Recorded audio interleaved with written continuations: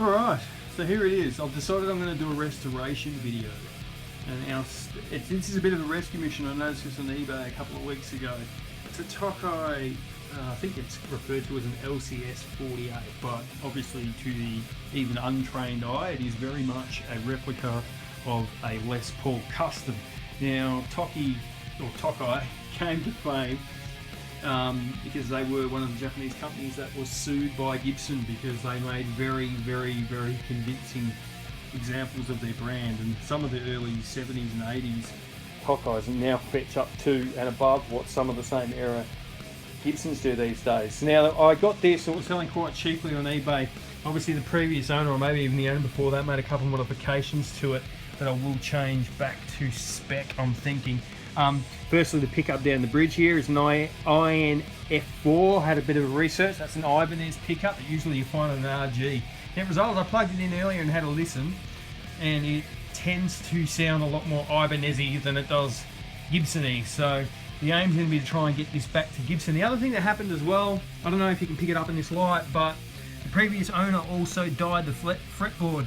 Now, it's stock supposed to be a rosewood, but it looks like he's darkened it to try and get it to look like a, what do you call it, ebony fingerboard. But, and here's the problem, and this is what I'll have to address, and I'm not sure if the camera will pick this up, but you'll see at the frets, here is a good example.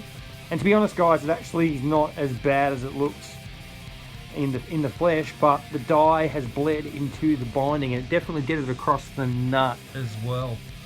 Which, for those who don't know, that's the nut right there. So what I'm going to do is we're going to flip this pickup out and we're going to put into it at this stage, guys.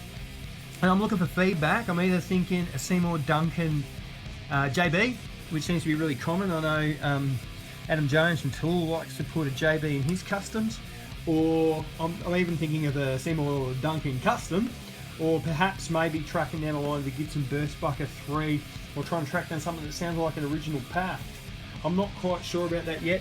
I'm going to take out the nut and put in a brass nut, and I think that's about it. I actually quite like the way, because I might change the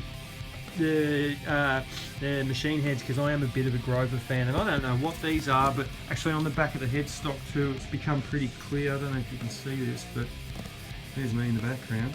But hang on.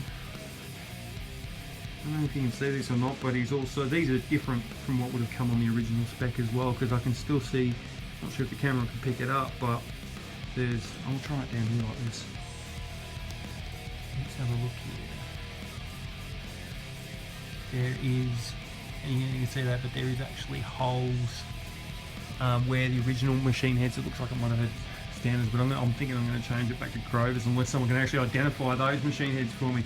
Anyway, so this is, I guess, we'll call it the before video. And actually, to be honest with you, it sounds quite good. Like, if I had a gig tomorrow, I could jump out and play this without much of a problem. But the idea is I actually want to try and get this to sound like a 79 Les Paul Custom that I played in a studio in a band I was in a couple of years back, and it was the nicest Les Paul I've ever played. So a bit of my research has told me that pickups in those were 70s T-tops. I know you can't get them anymore, so again, suggestions in the comments about what you think might be able to make up for it. Anyway, that's me. You check in when we're starting. I think first car off the rank, we're going to go with replacing the pickup, and I might put a scratch plate back on there as well. Alrighty, thanks Matt, we'll speak soon.